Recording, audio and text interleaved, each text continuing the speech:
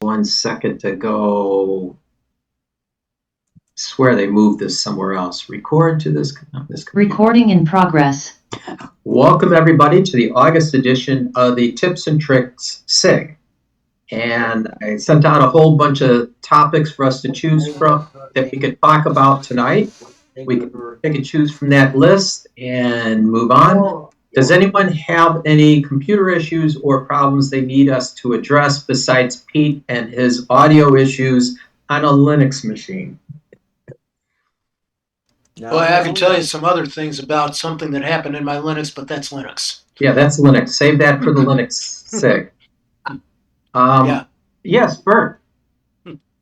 I had somebody call and indicate that they were, on their laptop, they were having a second drive. There was an issue where they're getting corrupted folders. That's something that check disk is supposed to fix. I understand, and that's what I was planning after they backed up. So it happened once, and then it happened a second time. Is it a? No. Do you know? Is that a spinning drive or a? It's probably is a spinning drive. Okay, all right. Because it's an older, it's a probably 4-year-old 17-inch laptop. 4-year-old ain't that old. So, but they definitely need to get some backups going. Run some check disk. I would also run, if they can figure out how to do it, SFC /scan in a command terminal. It's scanned now.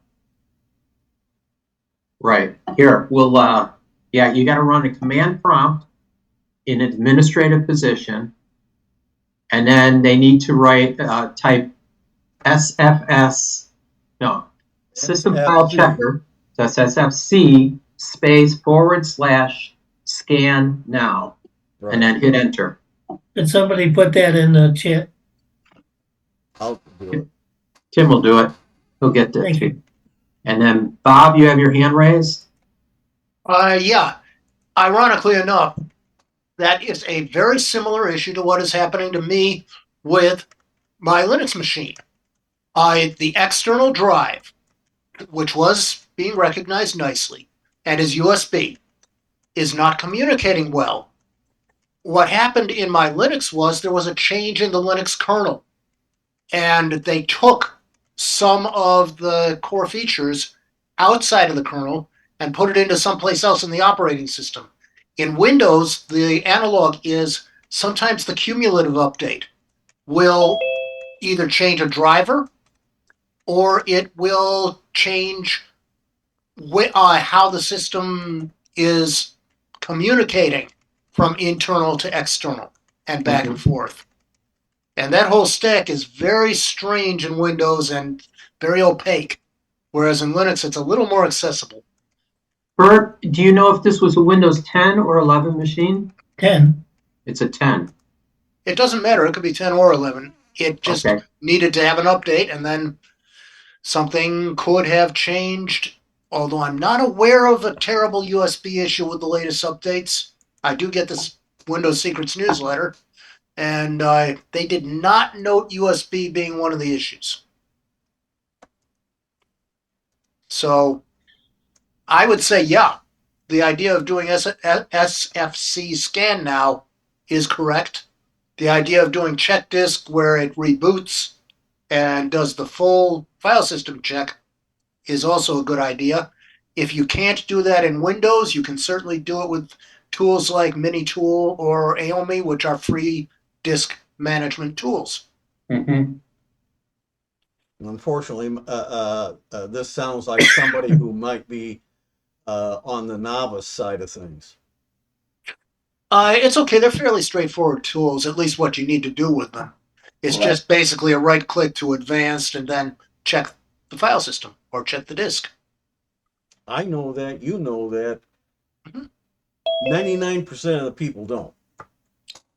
Well, like I say, It's not the most difficult thing you could ever have to figure out. It's not any more difficult than going into the command prompt. Because these are graphical programs, they're GUI. Right. Oh, looks like Ricky's driving a bus now.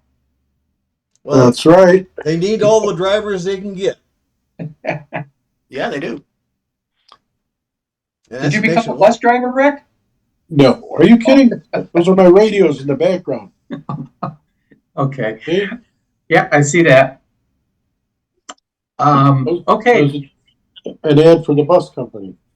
I got it. Next question, new direction or problem? I do have a question, but I don't expect the answer. Does anyone know how to change in Credentials Manager the setting from enterprise to local? And I will illustrate.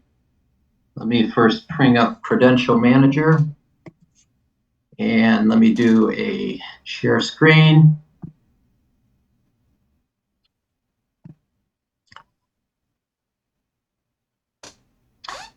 And you should see the Credential Manager up on the screen. Right. Okay, so by default, it comes up with web credentials. I'm looking at Windows credentials. And I'm coming down here to where I have my server. And the persistence here is listed as enterprise. I want to change that. Try that edit. Edit Yeah. only brings up your username and password. Really? It does not let you change to the persistence on there. So But maybe that's asking you to log in. I am already logged in on that machine. But it might be asking you to log in again to No, make sure who you are. It will ask me like every other day to re-log into this one because the persistence is set up as an enterprise, which means it's an enterprise setting. However, the other Windows 10 machines that I have in the house are running local. The persistence is local, not as enterprise, and they have no problems staying logged into that machine all the time. This setting kicks me out every couple of days, if not same day.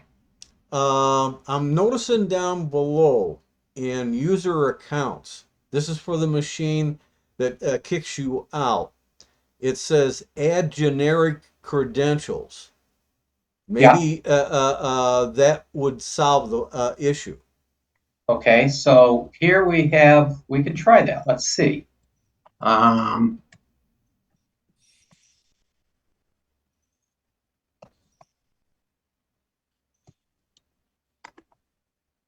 So, Tim, what you're saying is that the generic credentials are persistent?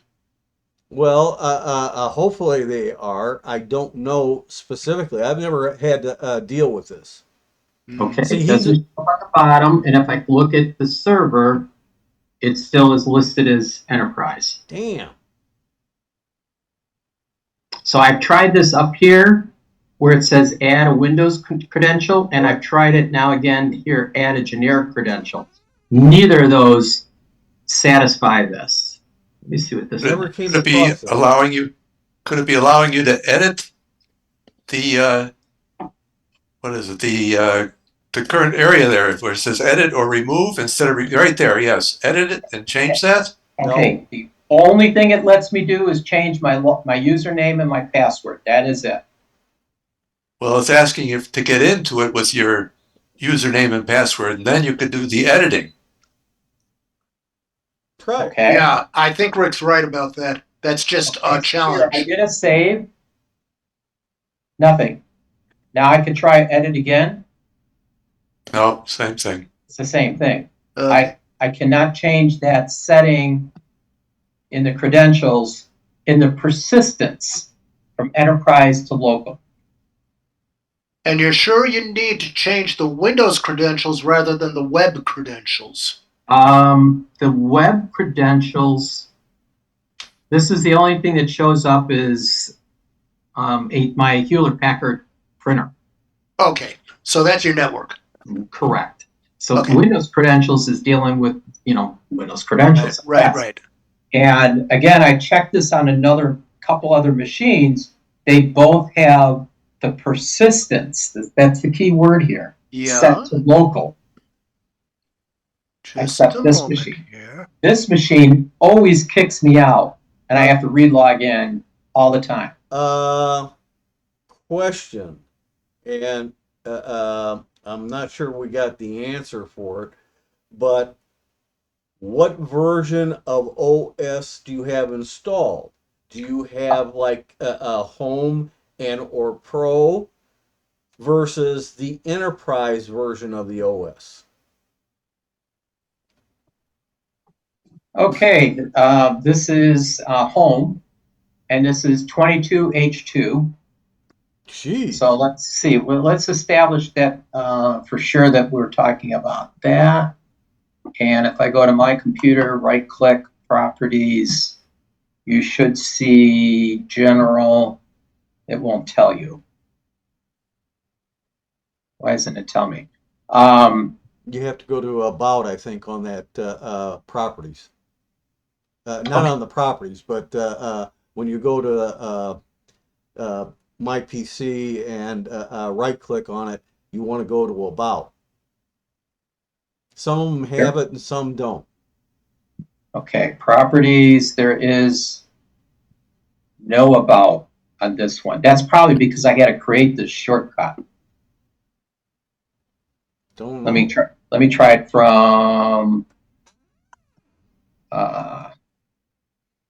here. Try it from here. No, that ain't gonna tell me. This PC, there we go. Properties. Okay, so you should be seeing this. Right. And you're in Windows Home. That's Windows oh, Home. wait a minute. No, never mind. I thought I saw something, but no. Nope. This is generic Windows, and even if it said Pro instead of Home, that's generic. Enterprise has add-on features for a domain, an active domain. Okay. And that's what it sounds like it thinks it's attached to. Why, I can't tell you. The only thing that would come to mind is a messed up registry entry that makes that home edition think that you are dealing with an enterprise situation. Outside of that, I have not a clue how that ever came up. I've never heard of it before. Okay, so when I looked up on, when I Googled this up on the web, I only found change persistence type of Windows credentials from enterprise to local via command key. Okay. And you have, I did not try this. So this would be run command. Right. What is command key? That is something in PowerShell, Yeah. according to that post, which I also came across. Okay. So how do I do this? PowerShell. Scroll down and it'll show you in the accepted answer something about PowerShell. PowerShell. Shouldn't I? And you'll probably need to run as administrator. Right. I bet on it needing to be administrator. Okay. I'm doing a PowerShell. Run as administrator. Yes. And you got to key in that command key, space, and the rest of the line. Yeah. All right. What they're basically saying is you cannot modify an existing user credential. You have to add a new user with the credential and the property. V. All right. So add terms. So what I don't understand is what am I changing here? Okay. You're adding a user. Yeah, you're adding a user called my user, which you want to change, and you change my password to what you want. Okay. Yeah, those are wildcards. Got Or dummies. They're dummy Dummies. commands. Yeah. Dummy types. dummy values. Okay, Values. what is add term served? At terms serve is, I think, part of the command that you're trying to deal with. But user and password, those are both yours to change. You got to leave the colons in though. So it's Okay. user colon what you want, and then slash password colon and what you want. Do I want to change where it says my serve to the No. name of my server? Well, it could be. It could be the name of the server. Now remember, this particular case is with a remote desktop connection.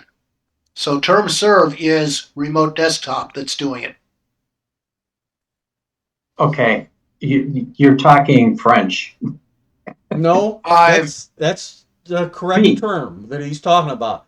You're connecting as though you were using a remote connection tool to somebody else's computer to do some work on it, or at least view what's on that remote machine.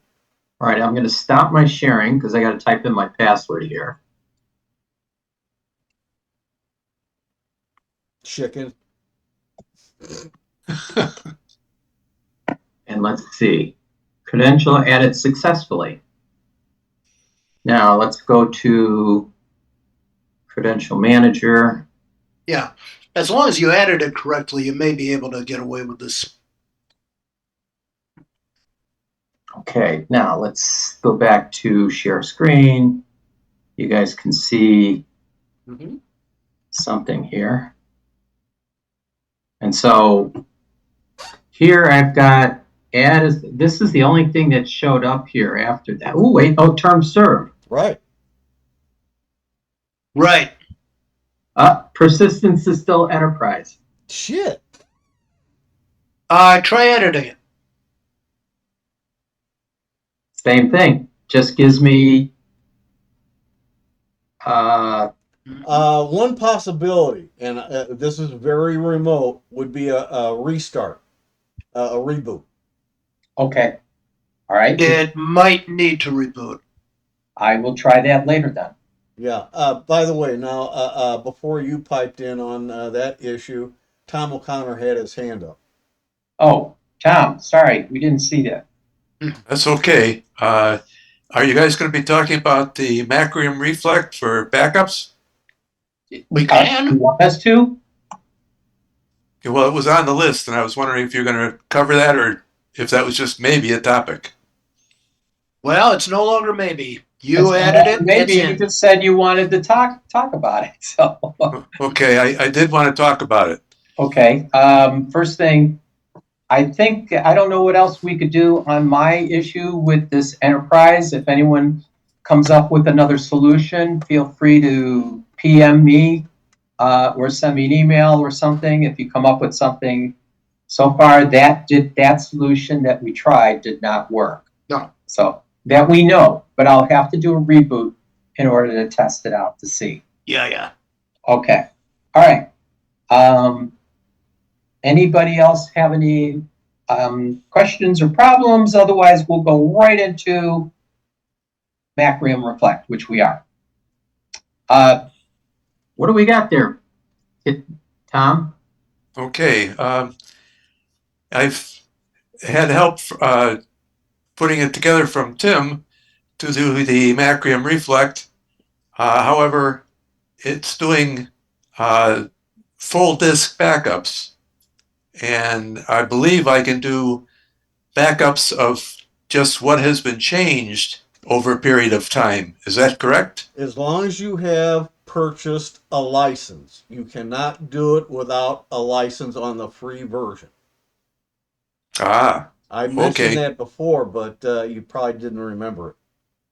No, I didn't remember it. Okay. Yeah, either incremental or differential.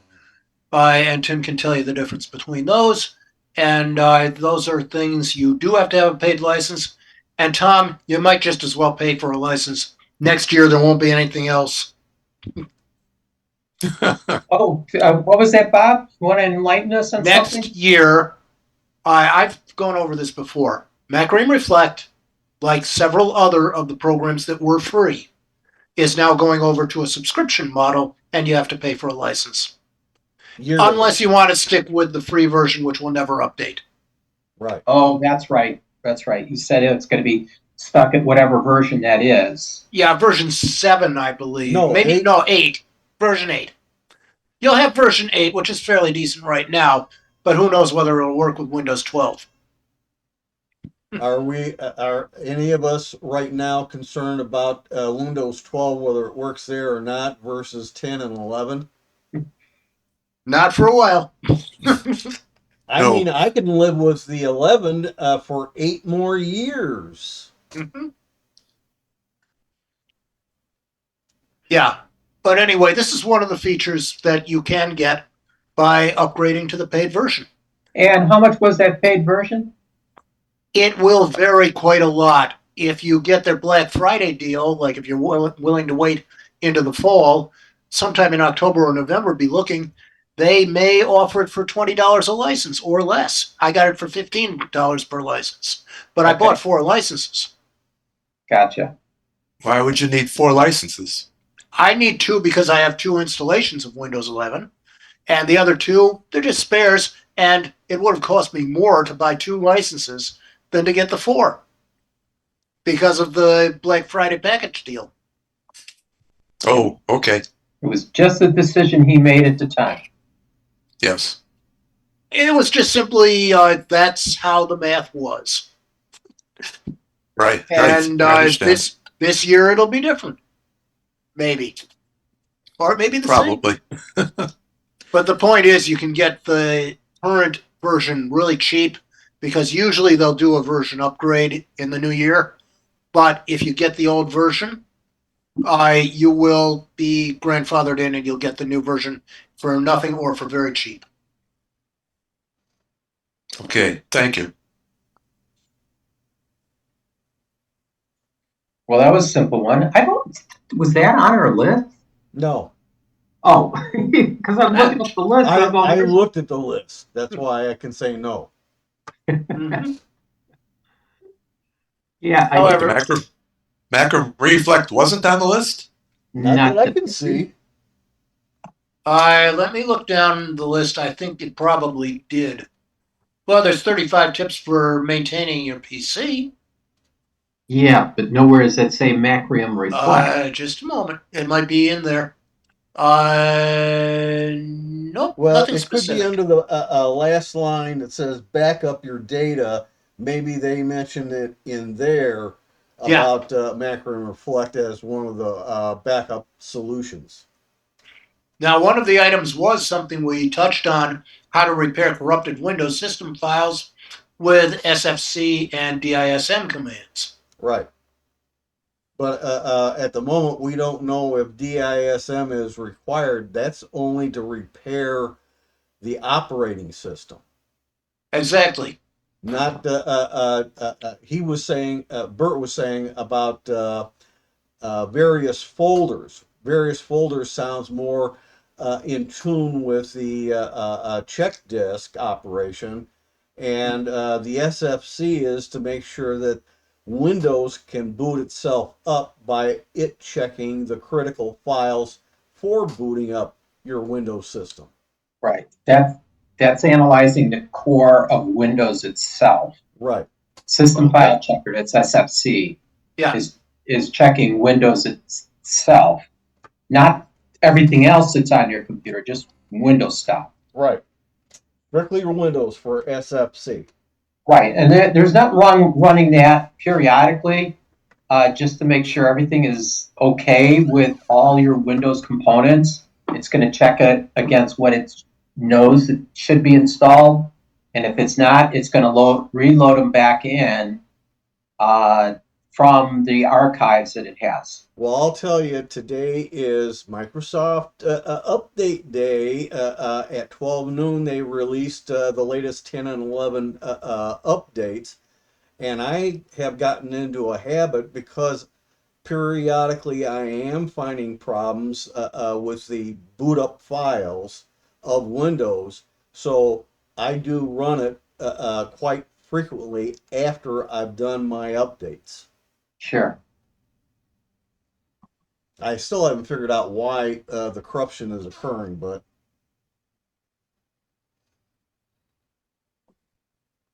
There's a lot of things that can happen during an update. yeah. I keep finding drivers downgraded, things like that. Oh yeah, that still happens. Guarantee it. And I have on my tower that I just bought, I have not just one, not just two, but three different ways of updating drivers because it's got a split personality.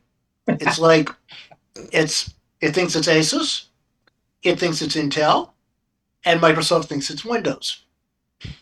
Three different sources, and they sometimes conflict. Yes, they do. I have two that I use for driver updates alone. And there's even articles. I don't know if you've got it in your list. I didn't pay attention, Sanford.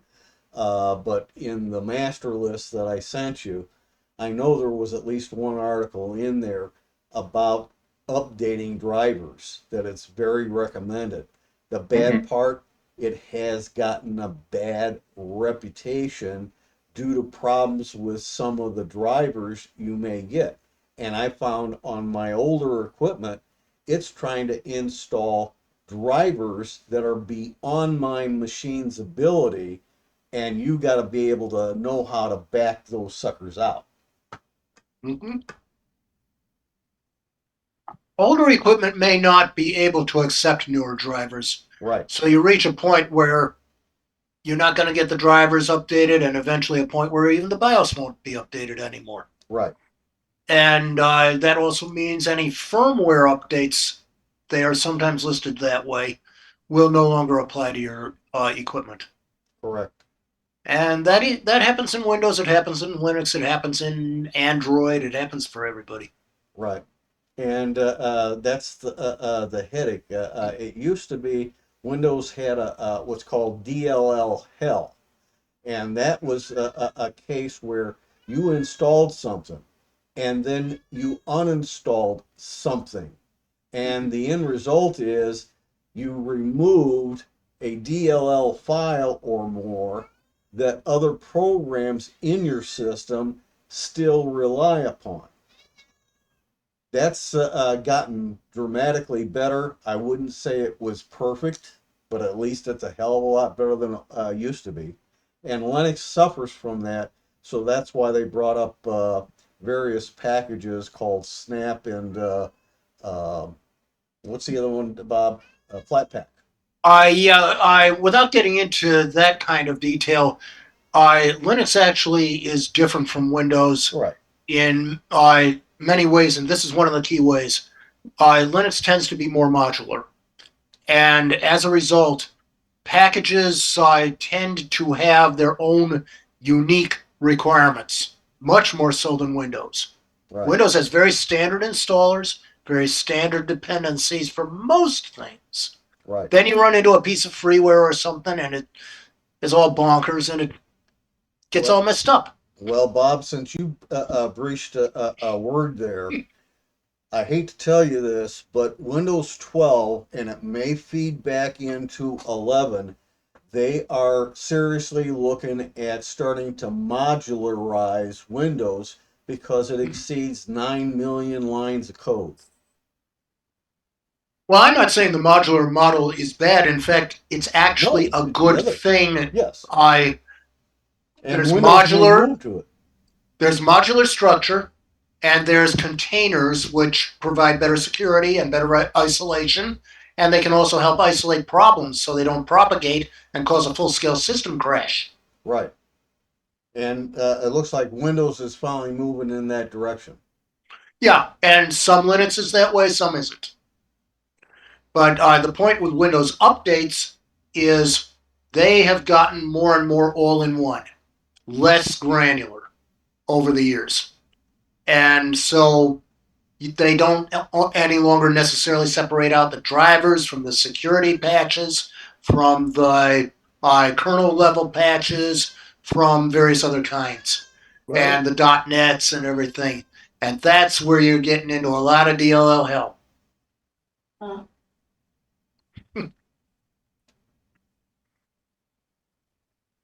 So anyway, yeah, Patch Tuesday, fun stuff. Okay, would somebody like to pick out something from our topics? Peter, you may or may not be aware of it, and this applies to anybody else. You should have down on the bottom of your Zoom screen a raised hand, unless you're using a compressed image. Then Okay. look for the More button, click it, and you'll see raised hand there. Otherwise, we start talking over each other. That's got it. So, Pete, did you have something you wanted to ask? I was just commenting that Linux isn't not this coming Tuesday, the Tuesday after that. Linux is 2 weeks from the night. Correct. Okay, but that's something for the Linux SIG, not this Yeah. group. It was Bob's comment. Okay. I was referring to Microsoft Windows Patch Tuesday, not to what we are doing with Linux. Linux distros patch nearly continuously, although they come in clusters. Yeah, it is nearly every day I've got some kind of a patch update. But of course, for those who are attending that Linux meeting, it is sort of like Patch Monday, where we're scrambling to get ready for the meeting. Right, Pete? Bob, you can lower your hand. Yeah. Okay, next topic. We have stuff on the list if someone would like to pick something out. I will comment while people are looking at that. You may or may not remember, and I don't remember if I don't think I brought it up to this group. I had a PC that I upgraded the CPU from a Pentium to Core i7, and Windows will only report the original 1 core, and it will not report the 4 cores, 8 threads. So this one of the suggestions is take a spare PC, a spare hard drive, put it in that box, reload Windows in, and see if that solves the problem. It solved the problem. Microsoft reported all 4 cores, 8 threads on that installation. However, when I pulled that drive out and stuck the other one back in, it reports the correct CPU. Device Manager has the correct number of drivers loaded in for all 4 cores, all 8 threads. It loaded all the drivers in there. Everything's reporting correctly, with the exception Windows will only report 1 core, 2 threads, or thread, 1 thread. Part of that, and I may be off base, it's when you are booting a computer in Windows, it uses 1 core, period. Right. If you want more, you have to bring up msconfig in a run command, and then go to the boot tab, go to the advanced button, and the top left item is cores.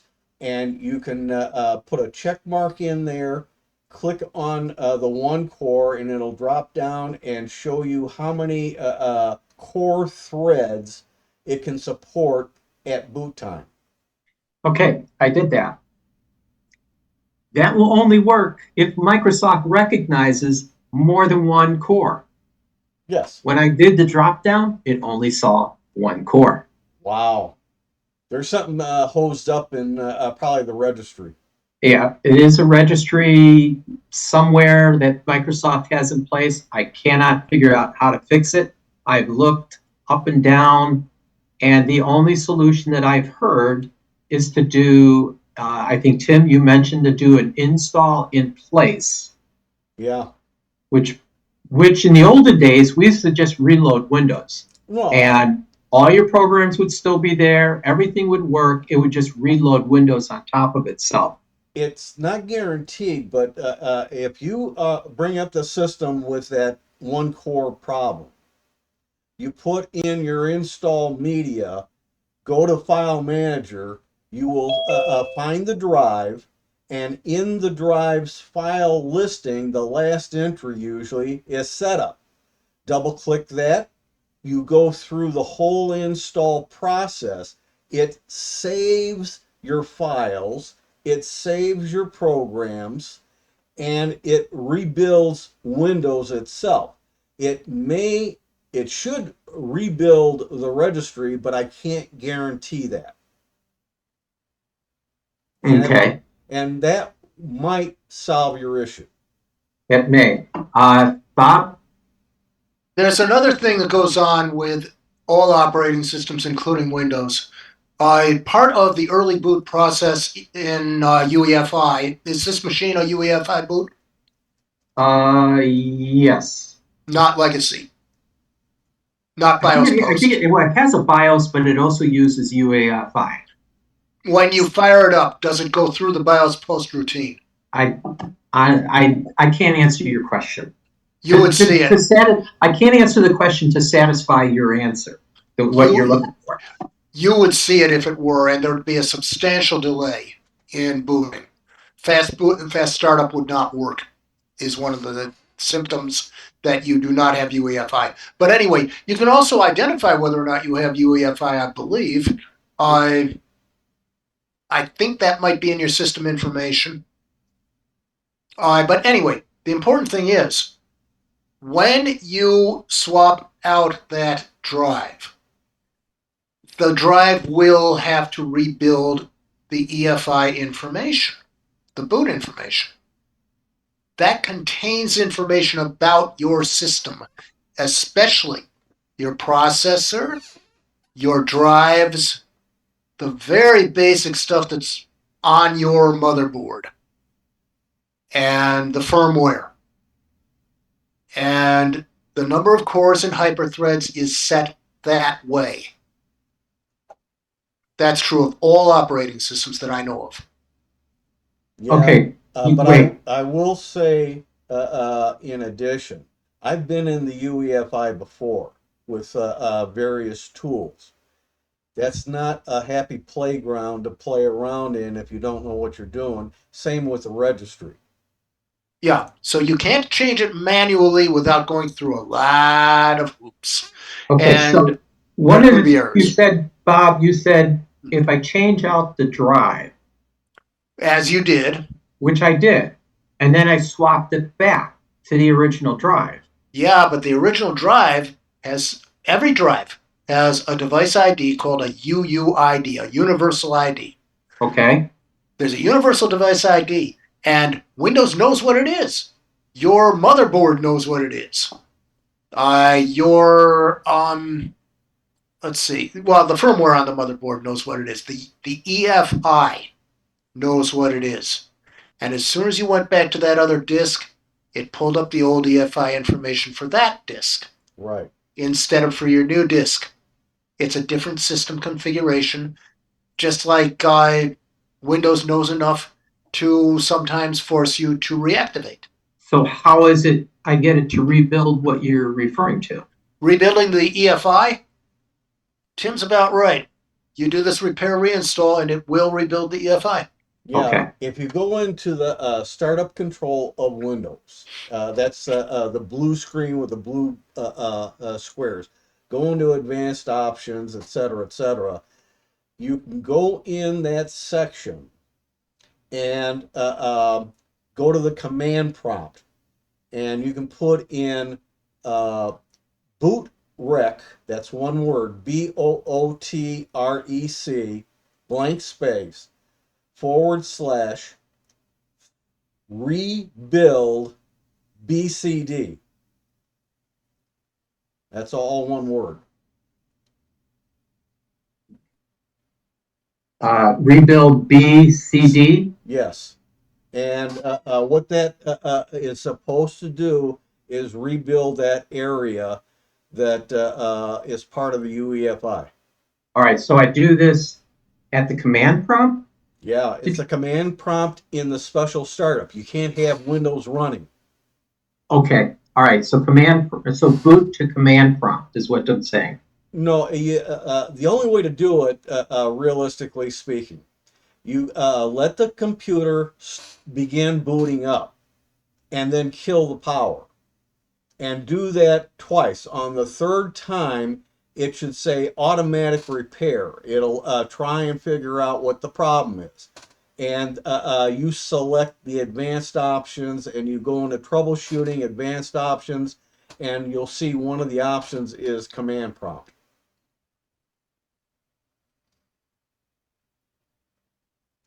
See, you're getting into real technical stuff, and it's hell to explain this.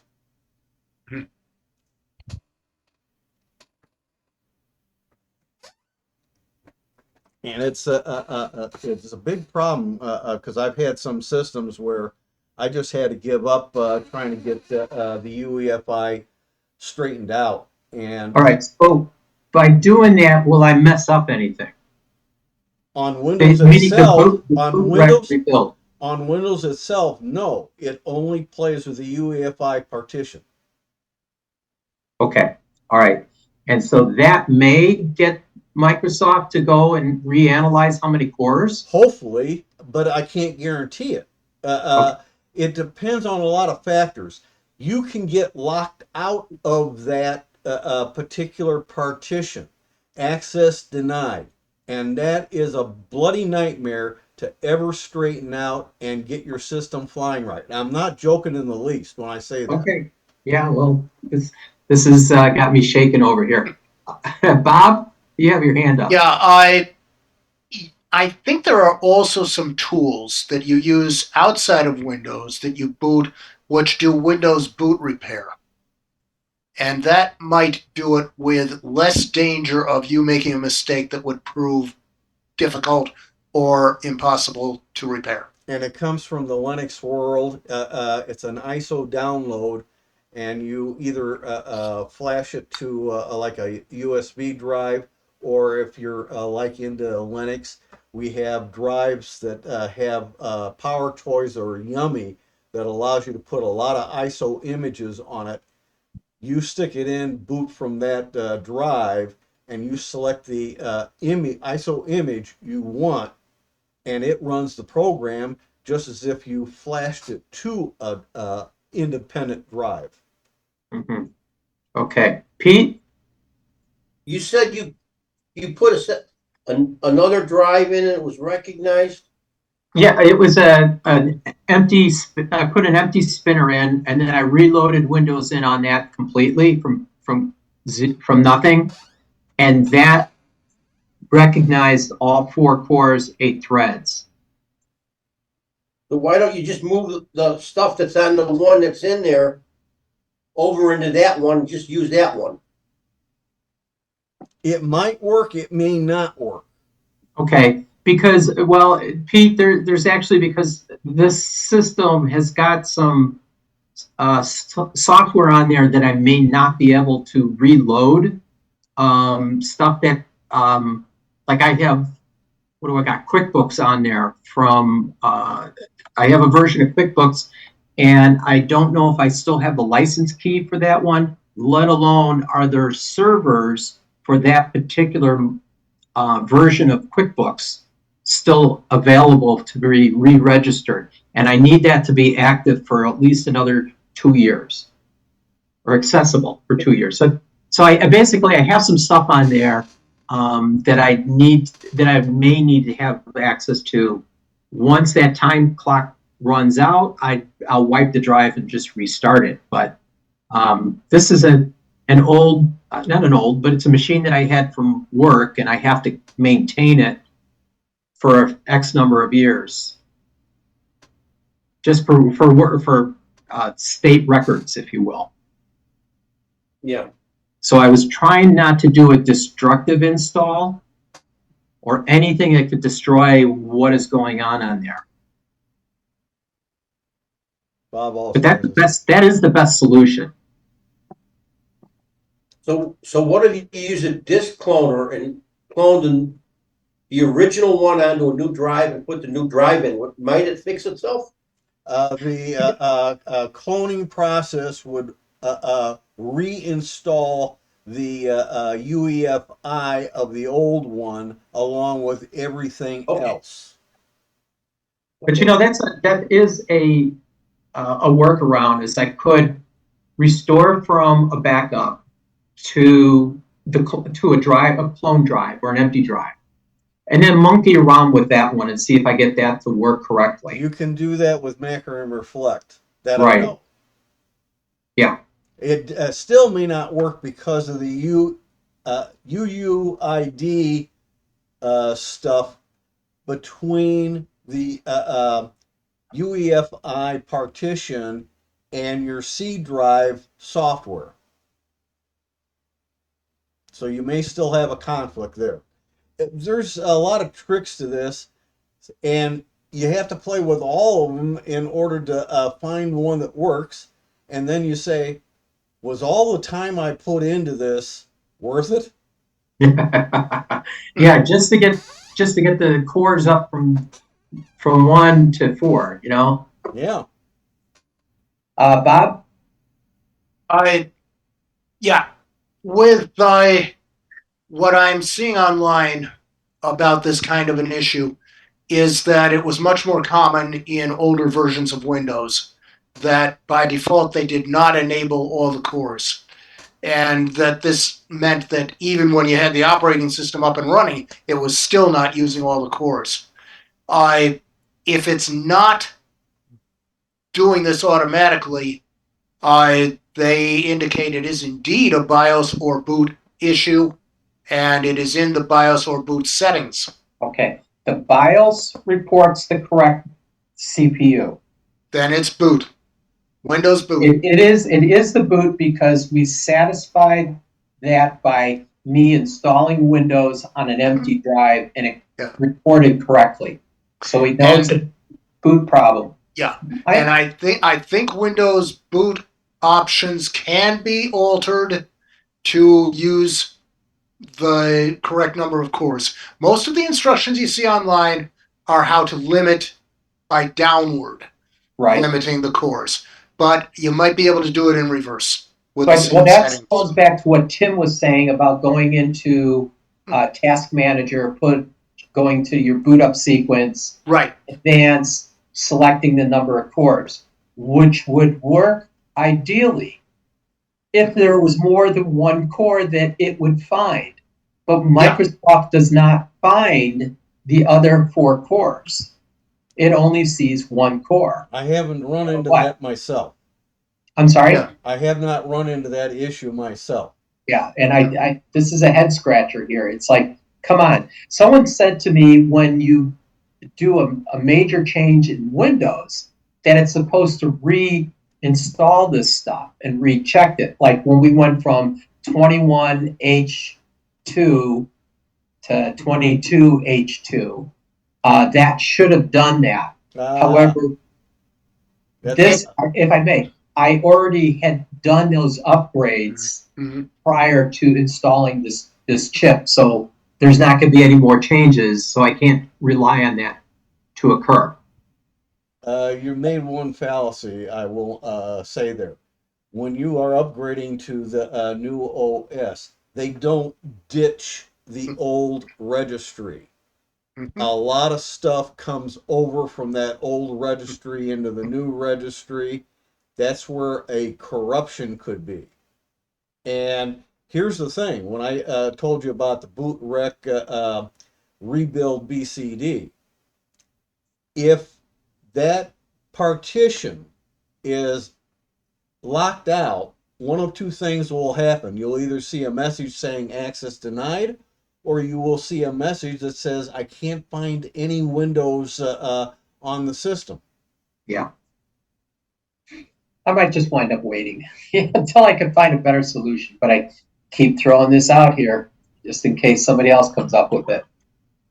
Bob? Sanford, one thing I can tell you. You did the upgrades before, you did the Windows upgrades before the processor upgrade or the hardware upgrade. Correct. That is the wrong sequence. Well, it just was timing. I had already, 22H2 had already been out before I even purchased the CPU. Yeah. Okay. If you had had a choice, you should probably have done the hardware first, because then the upgrade would have picked up the hardware change. Right. But unluckily, it's just the way the calendar fell. I did this processor more recently, within a number of X months, and 22H2 has been out for a while. So well, we're coming up on the next major feature upgrade, so maybe that'll do the trick. But as I understood, it was 22H2 was done. That was the last change to 10. You still get updates on 23H2 and probably 24H2. Oh, okay. There's no new features for Windows 10. Right. There's no new features, but you get bug fixes and security patch Right. to make sure that those are all correct and up to date. So there is a hope that one of those could address this. Maybe. Probably not. Like I say, one of the repair tools I would that say your hits luck this up. isn't too good.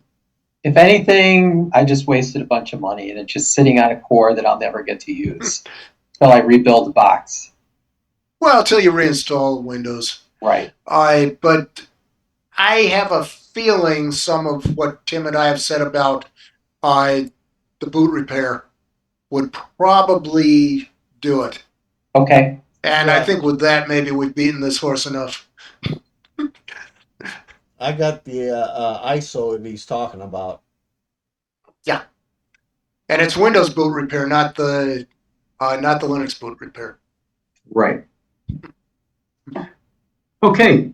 Kind of covered my topics a lot. Has anyone on my list? There were some other things. Can we go through this? Do I need to share this screen? Yeah, And nobody looks at your posting email. yeah, the email I posted. Correct. It's the same thing. Yeah, but they don't look at it. They don't read it. Right. So here's what we got. Okay, the first question is my question up here. So if you want to quickly read through this list, anyone who comes up with a topic they'd like us to discuss, and while you're doing that, I'm going to use the restroom real quick. I'll be right back. Not allowed. I know. Meanwhile, maybe Pete has something to say. Two things. ChatGPT again, touch that. And Bob, when you turn off your live video, you end up with a picture on yours. How do you do that? I have a free Zoom account. And I set up an avatar. I am signed in. Okay. Yeah, they So you sign into your desktop first and then you go to the meeting. I sign into the desktop. Then there's a Zoom app that sits on my taskbar. I call that up. I fill in my credentials. And I do a quick check to see whether everything's working. And by that time, I'm signed into Zoom. And then I end that little meeting. And then I go to our meeting. Okay. So basically, it's a free account. And I got a free account. It's sign in and make sure you have a picture selected that you want to show. Okay. And yeah, I chose a picture that would look a lot like what I usually look like in wintertime when I'm in a meeting. Can't you just use a background? Make yourself picture? It doesn't hide when I'm eating or something like that. Gotcha. But yeah, backgrounds are nice.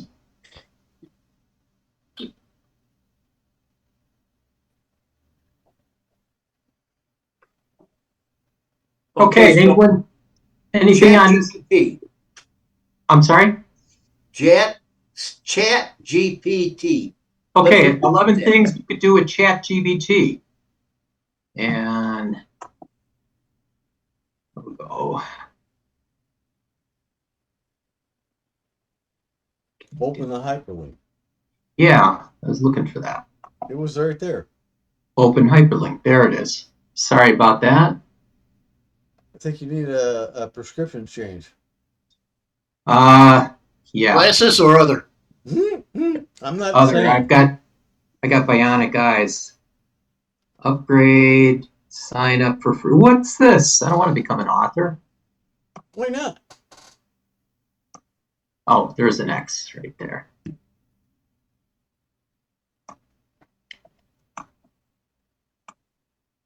So, Pete, have you tried ChatGPT? I know we tried that a couple of times in our meetings. Yeah, I tried it once, or maybe twice now, with the Arduino program, Okay. asking about it doing code, and I'm wondering if anybody has tried that with some of the others, writing any other software. Oh, writing software. Anyone? Yeah, you can put in code or some ideas of what you want, and it'll generate a code, program code for the language you select. Hey, let's do this. Yeah, I've done that with the Arduino IDE, which is a version of C++. Right. OpenAI. Right now, Sanford, we're still seeing your Word document. We don't. I know. I'm logging into That's fine. ChatGPT. I want to make sure I'm in it. Okay. And then I'll let you guys see what I'm doing. Okay. Then let's do a share. Share. All right. So ChatGPT is this, which is at chat.openai.com. And so here, hey, I never thought about asking it how. Go ahead, Pete. You wanted to know about programming, right?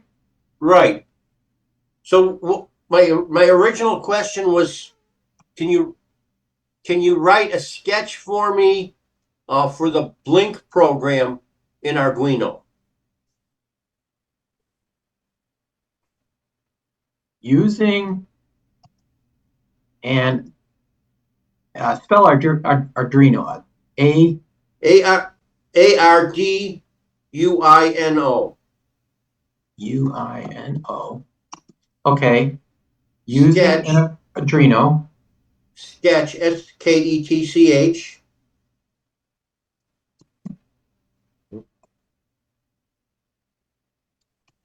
Go ahead. Write the code for the standard Blink program.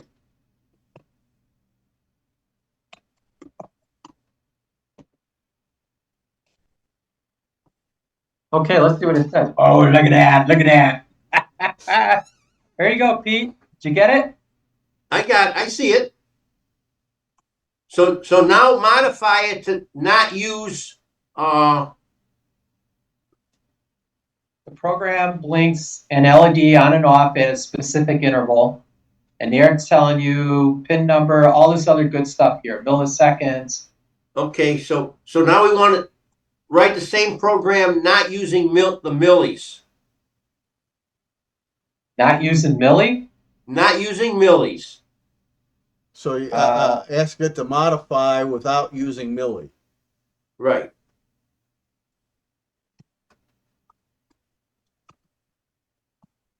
No, without using milli.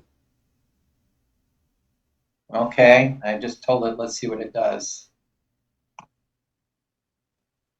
Modify without millis is what I wrote. Okay.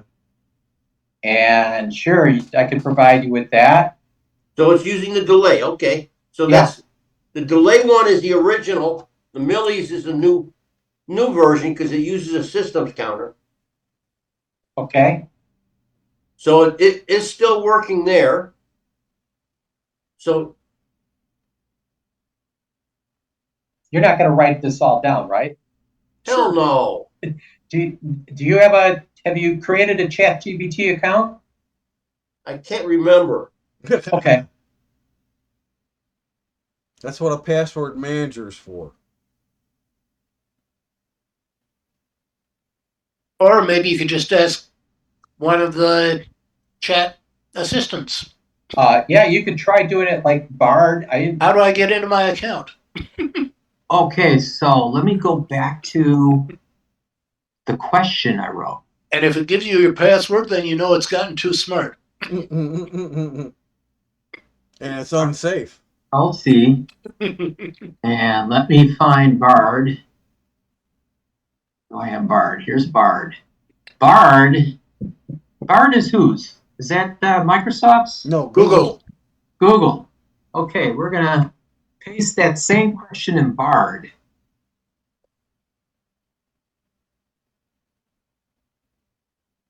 And there it came up with milliseconds. No, it used the wait command. Oh, Delay. okay. Well, no, this one, oh, it did use delay. So the double backslash is comment out in C++. Okay. So, is this similar to the one that we got? That's the second. That's similar to the second one. Now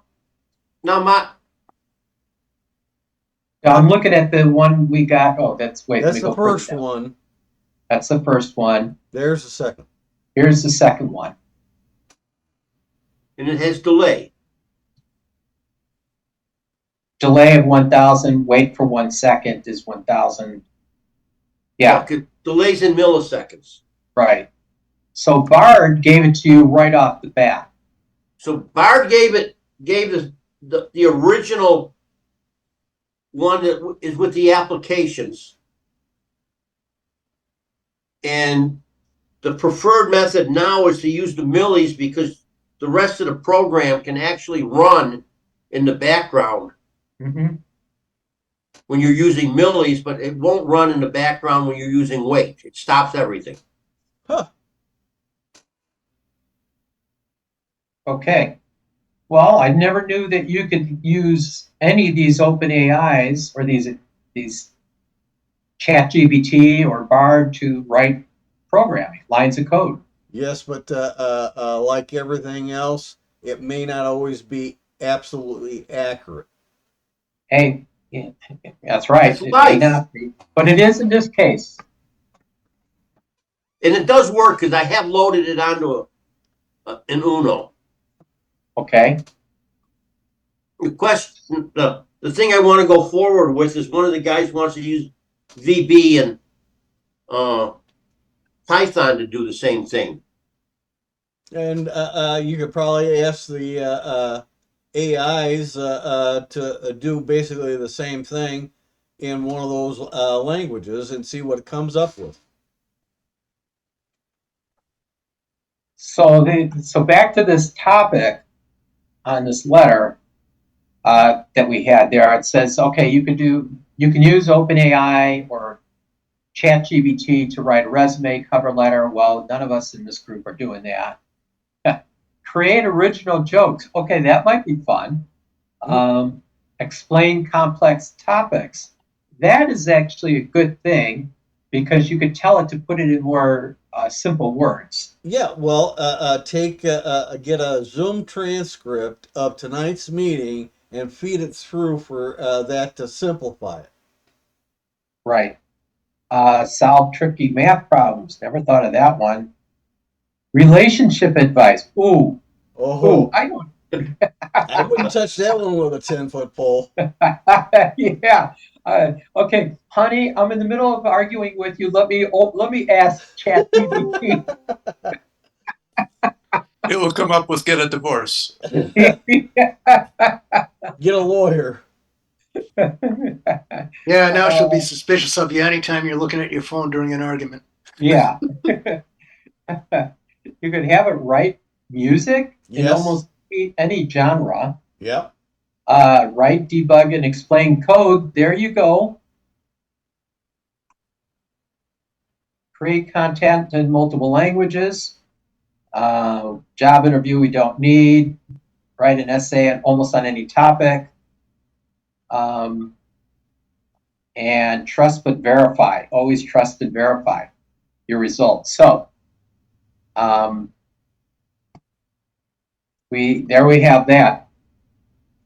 How many has anyone else here played with ChatGBT or similar? Claude AI. I mean, Tim and I did. Ricky, have you? No, but I'm about to now. Okay. Yeah. That changed like the welcome screen on all my equipment because I can get into it and rewrite it. Yeah. So what I would have you tell you to do, Rick, is copy what you have already written, and then in ChatGPT you say rewrite space, and then hit then paste in your whole paragraph, and it'll rewrite that whole paragraph. And that's for Linux, right? No, it'll work for anything. It'll work for anything. No, you just choose the open ChatGPT, get an account and get in there. And then when you're at the prompt line, you just tell it rewrite space and then paste in whatever you want it to rewrite. Right. It could be a whole big paragraph, multiple paragraphs, could be a book, and it'll rewrite the whole thing. That's right. But And it'll give you, it may not be as accurate as your original input. right, but it may give you some wording suggestions that you didn't think about. Right. Right. Which is what we tried this for the website and found, I would say 8 out of 10, we liked what it did. So, use it with a grain of salt, see if you like it. My wife has used it to write listing information on a house, like listing descriptions, and found it to be very beneficial and easy to use. Do you have the link of what I have to download? There's no You download. actually create an account. Go to OpenAI. Most of it's all online. Right. Okay. It's here you go. You need a supercomputer for the AI. Not a joke. Super fast, you mean, or? A supercomputer. We're talking millions of dollar computer. Okay. Chat.openai.com, or you could just go to openai.com and you'll have to create an account. That's it. There's nothing that links to you. It just create an account. You could use your Microsoft account as a login. You can use your Google account Right. as your login, or you create a password to get in. And then that's it. Then you're in it. Bard, I forgot how I got the invite to use Bard. I think Bard, I went and No, it doesn't require an invite anymore, Ned. You can go out, and I don't remember the details of how you get into Bard, but you can go to a plain Google.com page and say, how do I you get into Bard? And it'll give you the instructions. yeah, Bard. And Claude AI is good for how do I do something specific? And it's CLAUDE.ai, and it's all online. All right, so I put in the links to Can you put chat. that back up? I put the links into ChatGPT. Right. Can you And just put that back up on the screen? Oh, sure. What do you want to see? What you just put up before? I wanted to take a screenshot of it. Not this. You want to No. see? You put Sanford and then you put a link. Okay, hold on. All right, so this is ChatGBT. And you want me to log out? No. You Put it in the chat. The URL in the chat. Oh, put in the U. I did. right? Okay. That's what I'm saying. I wanted to Do see the that same again. thing for the Bard. Oh, for Bard. Okay. I did put it over in the chat too. Okay, I'll get it from there. Yeah. Here's Bard. And that's basically bard.google.com. So that's Google's. I think what did Google do? They incorporated ChatGPT into this, did they not? No, they have their own independent AI development. They think it's better than the Chat GPT. It's Bing that bought copies of Chat GPT 3.5, and they were supposed to have upgraded to the version 4, which is more advanced. Mm-hmm. Bob? I also with Bard, Google has included recent and current internet web as sources, which Right. means they have stuff that's more recent than 2021. Yeah, but Right. that's only regarding Chat GPT 3.5 doesn't have the most current stuff, but the Chat GPT 4 that you got to pay for does. Right. Okay, this is new. That would be saying you want to shop for blah, blah, blah. You want it to pull in the most current, whatever the pricing is on that. And ChatGPT is not linked to the internet to retrieve that important information that's time sensitive. Yeah, there's all kinds of information that's time sensitive. And Right. of course, Google would include search results because, hey, it's Google. That's what they do. Right. But Rick, you could use this to rewrite your landing pages, any subsections, your descriptors. Yeah, I want to use it for programming equipment. You could try that too. You can also check out Microsoft Bing, and you don't have to have Edge to run the Bing, but it was only on Chromium-based browsers, but somebody's figured out a switch extension in Firefox to run the Bing search engine. Okay. Weird stuff. Yeah. Is there anything else someone would like us to test on this ChatGPT? No. Okay. I do have another question though. What? Has anybody received these emails from Google about inactive accounts? No, Emails? there's a lot of email accounts besides Google.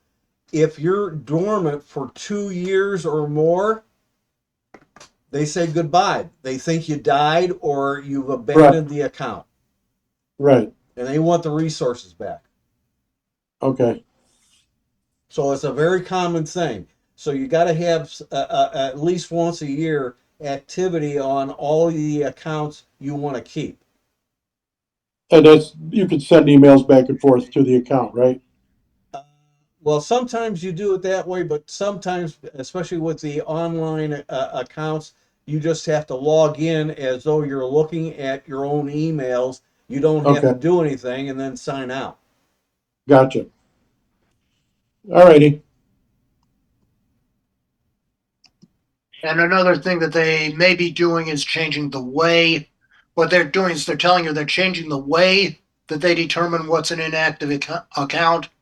And they are changing some of the rules about how people can access accounts, like after you die or something like that. That's probably to comply with European Union and all these other rules. Yeah, basically, I think what they were saying was inactive accounts. So in other words, you must log into your account. Yeah. Yeah, they'll do that too. I don't know why, but Google decided that my phone had been used too many times and they froze it. So now my two-factor authentication is very limited. I think I'm On a- supposed to wait a week or two.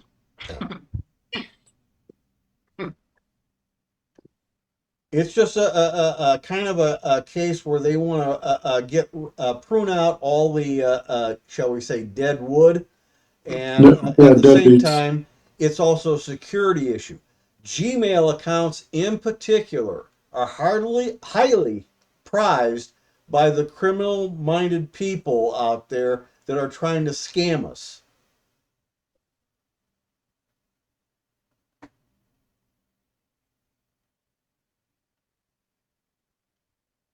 Okay, back to our list. You got Peter up above. Oh, Pete, I'm sorry, I didn't see your hand. I'm looking in, on my Mozilla, my Firefox, I'm logged into my Google Mail. Yes. Okay.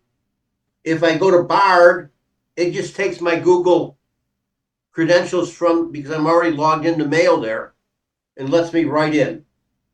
That's good. I mean, that's the way it should work on all of them, but not always happening. Yeah.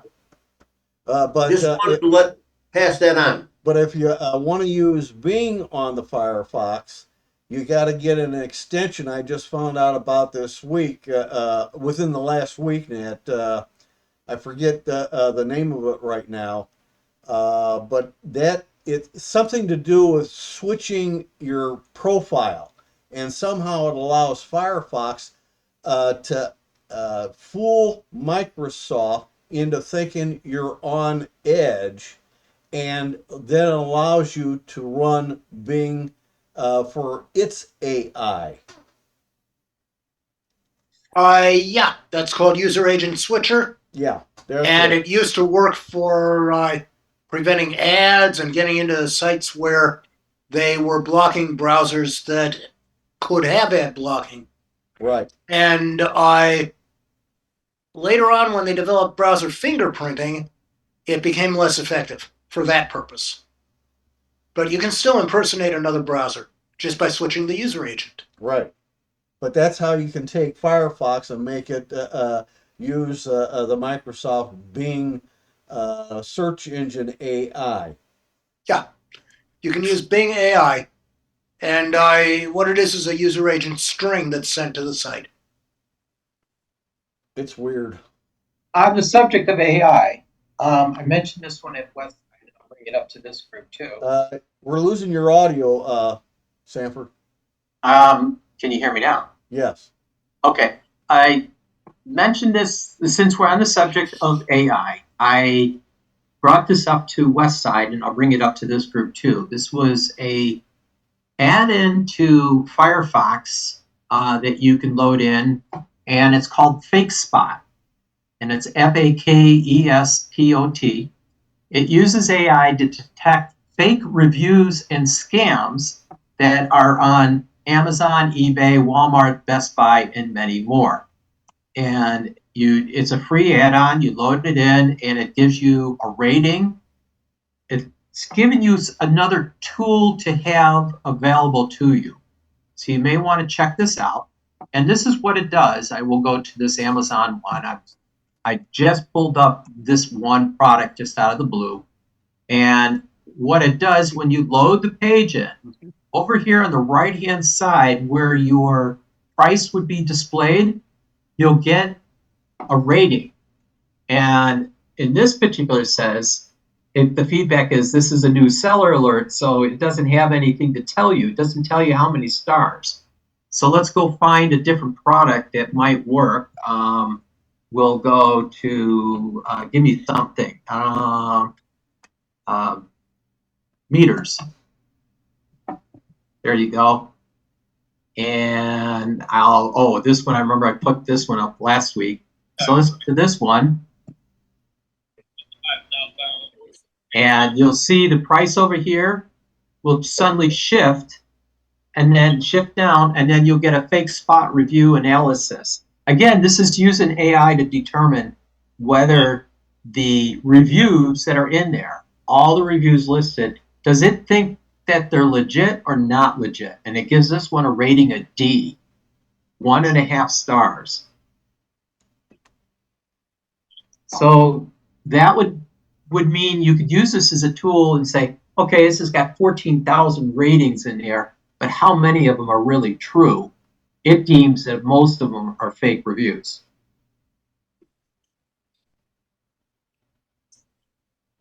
Now, if we looked up Ricky's products, I wonder what we'll find. Go on in there. What do I got to go to Panda? PNDACOMM1.com.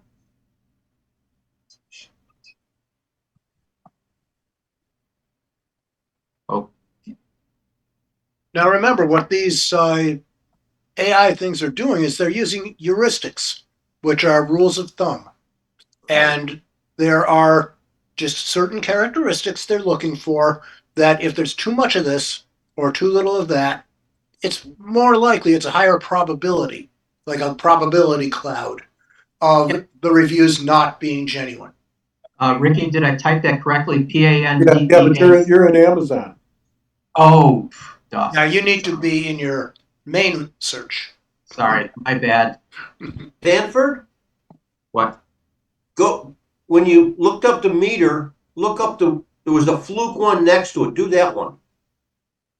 Wait, Panda. One.com.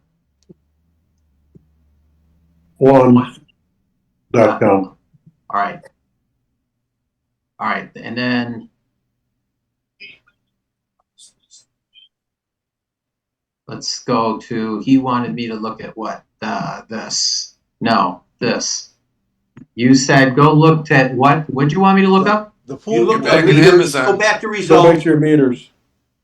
Go and look to at the- results on that page. There's your fluke. Do the Klein. Next, right to the left. This one. Either, Yeah. fluke. Okay, And the let's see what the fluke client one. says. And it says, it gives it 3 stars, a letter of C. Yep, Klein should be more than that, but Klein is a very good meter, and so is fluke. Well, it's not telling you the quality of the equipment. They're only analyzing the reviews. right. The analysis of the reviews. It has nothing to do with the product itself. A lot So of when people, it's when they're buying stuff, are looking at the 4 and 5 stars to determine whether they want to buy that particular product. And if a lot of the reviews are BS, they're buying something that isn't truthful. So Yeah. you look at the page again. Go back one real quick. Okay. The TV news. You notice that the Klein's Tools store has got a 4.7 right underneath the header. Right. That's what most people think of what the reviews are stating about the store and the product. And then FakeSpot is telling you that you got a better than half chance that what is there is good. Yeah, instead of a 4.7, it's actually downgrading the stars to a 3.0. That's a better interpretation.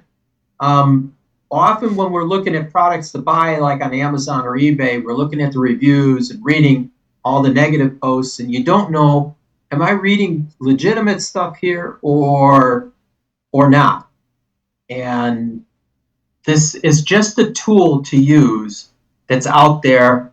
Don't know how reliable it is, but it's a tool. And Ricky, I don't see any way to test your site using this. I guess, let's see, we have to go look at an item. So let's see, is this something, licensing? Do we have something that has pricing and reviews on there? Yeah, that's the Ricky? thing. You have to have reviews. Do you have reviews on your site? I can't hear you, Rick, you're muted. Rick, you're muted. There are a few, but not that many. Okay, well, that's the only way this would work. I need you to start going in there and leaving reviews. Yeah, write a review, 0. So so I don't think this will work for our purposes here. I'm looking up your stuff. Yeah, it's funny because, like you say about reviews, I don't get that many. I get them on eBay, but not on our web. And Okay. I don't believe half the ones I read on Amazon anyway. Well, that's just it. How much do you believe? And this is give you another tool to look and determine, do I believe it or not? It's, are you going with your gut opinion? So this is FakeSpot. It's an option. You may consider adding it to your Firefox browser and use it as a tool. Wonder if it'll work on eBay. It's supposed to. Yeah, we can go to eBay, ebay.com. And then what, I got to look up Panda? Just go Panda PTT. PPP? PTT. Panda, push to talk. PTT. PT2. There you go, right below it. All right. And we have an item that has a review on there. Oh, you got plenty of them there. On which one? Here, let's see if this one has a review. Yeah, that should have a review. I've done some of those already. I don't see. FakeSpot did not yield anything. Okay, go back. And then we'll go down. Keep going down. Look for like the SIM cards. Maybe people have left them on those.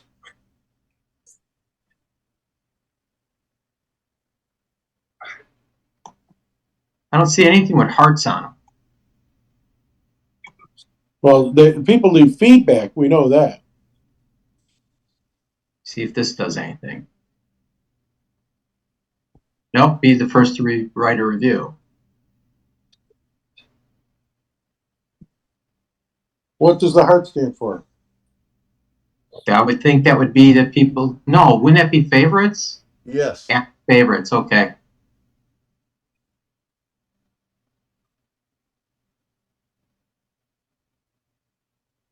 Okay, another one with no reviews. Rick, it is. I can't be able to answer the question if this will work for you. It does.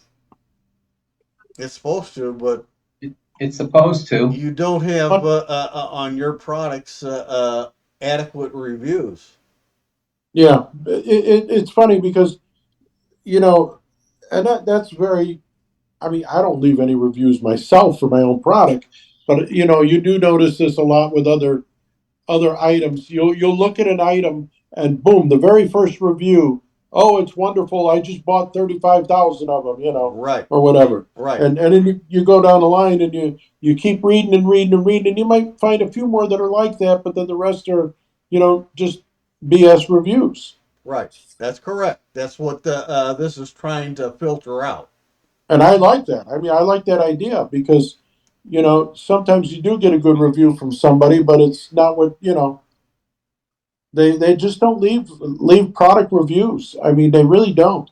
And when I see all of these reviews on Amazon and other places, there's a guy in out east who sells some equipment like mine, and every 5 minutes he's putting something up on social media stating that so and so just left a beautiful review about this product. Well, I never have anybody call me and tell me that. You know what I mean? Well, yeah, but what he's posting on the social media itself may be a quote, a fake review lead-in that doesn't even exist. Right. I never sent a guy. I bought a product from him and I paid almost $1,000. I never sent him any review. I didn't say anything about it. Most people don't. Paid for it. Most people don't unless they're very dissatisfied. Then they'll usually make a post. Right. Huh. Oh well. What are we going to do in life? Yeah. Okay, I got some other things up here. I think we covered this pretty good. Anyone find this beneficial? Besides me, I do. Hey, there you go. Repair corrupted Windows system files with the FSC. The DIMS is really only if you have corrupted files that SFC says it cannot fix. If it doesn't find anything, if it successfully repairs any corruption, you don't need to do the DISM. But sometimes it'll come back saying, I fixed some, but I couldn't fix everything. Turn off my ad blocker while on Geek. Why do I want to do that? Because they want tracking information about what you're doing. All right, well, Hey, a lot of them are doing it, and some of them you can't get past the ad blocker without either limiting the ad blocker or saying this site is okay. all right, well, I'm not going to go here and just give them that permission. So someone else want to pull up that article and they could share the screen. Well, I'm not going to do it offhand. All right, what article are we doing?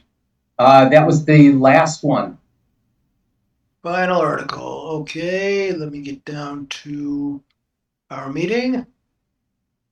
I am no longer on the meeting, so. Oh, here we are. Meeting. Final item.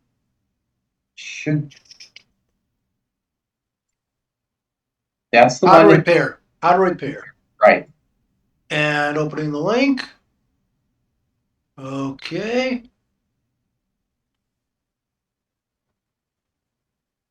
Actually, because I am using Ghostery, let me share.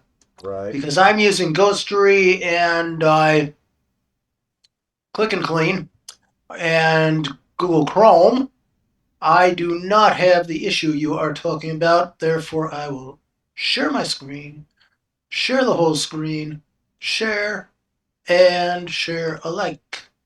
And let's see if I can move you guys out of the way. Your PC Okay. problem needs a restart. We're just collecting some error info, and then we'll restart for you. 45% complete. You can search for the error online. System initialization failed. Yeah. So, what do you want? Any of the links? Tim, you brought up the subject. Well, you've got the SFC command that we've talked about at the beginning. The DISM, like I said, only if SFC cannot correct any found corruption would you need to run it. And that gets a little bit hairy. Depends on your familiarity with command line stuff. They also talk about safe mode, booting from install media or recovery disk, and command prompt or PowerShell. What is And PowerShell? PowerShell was supposed to replace the command prompt. Right, it's It more is advanced. It is a shell scripting language, whereas the command prompt does things a little differently. And the commands are different. PowerShell is cross-platform. You can even run PowerShell in Linux. You can run it in Mac.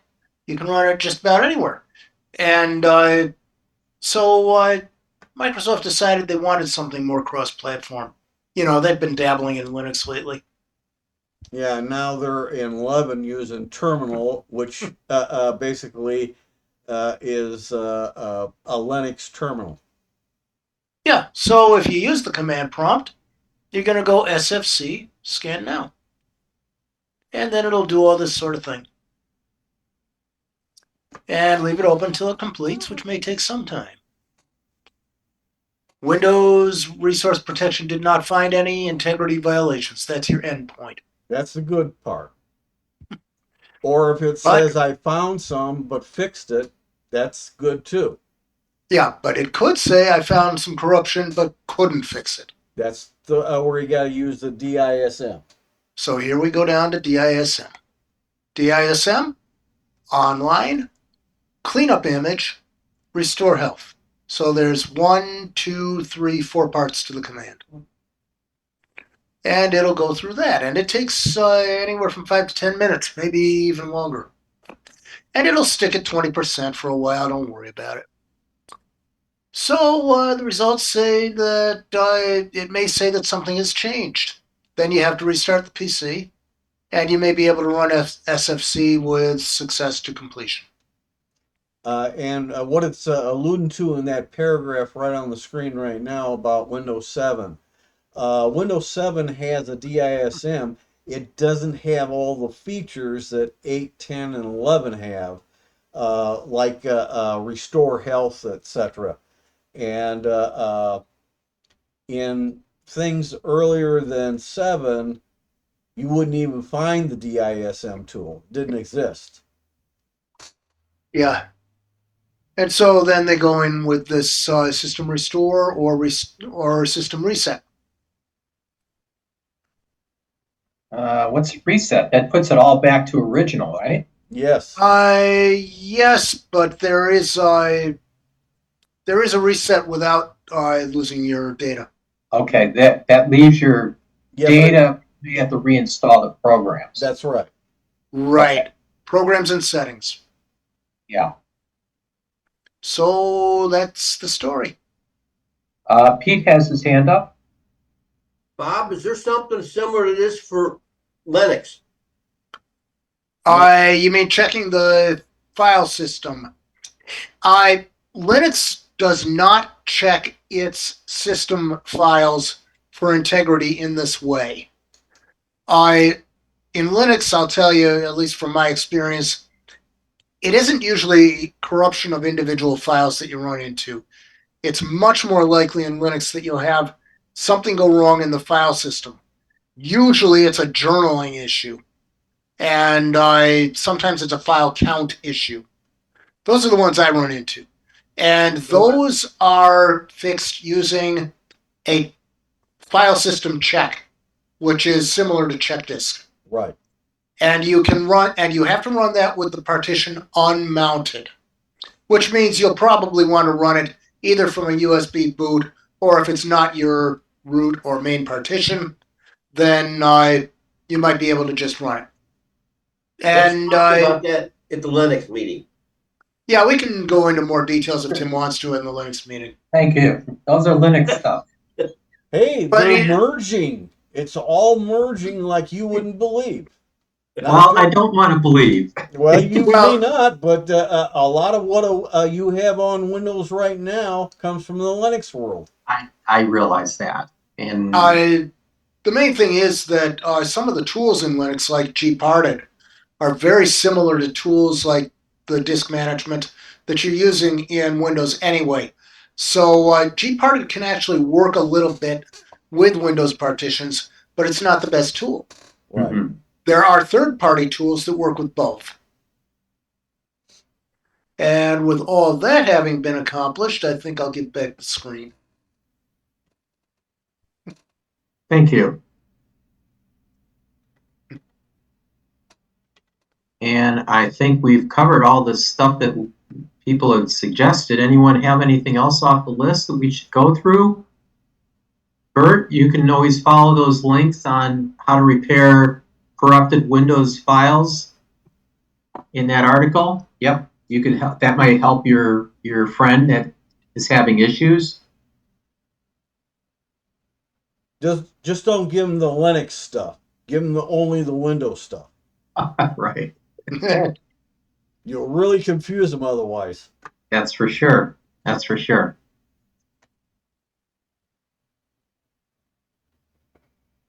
Jim Freeberg, you got anything? No, not tonight. Okay, no questions from our list, huh? No. Okay, Joe Hendricks? Okay, I didn't know if Joe was listening or not. I don't remember if Joe has a microphone. The last time I've seen Joe where they turned on stuff, it was, I think, his wife on a phone. Okay, right. So he may not have a microphone or something. Don't know. All right. If there's nothing else, we can conclude tonight's meeting. Any other last questions? Oh, no? All right, I'm gonna stop recording.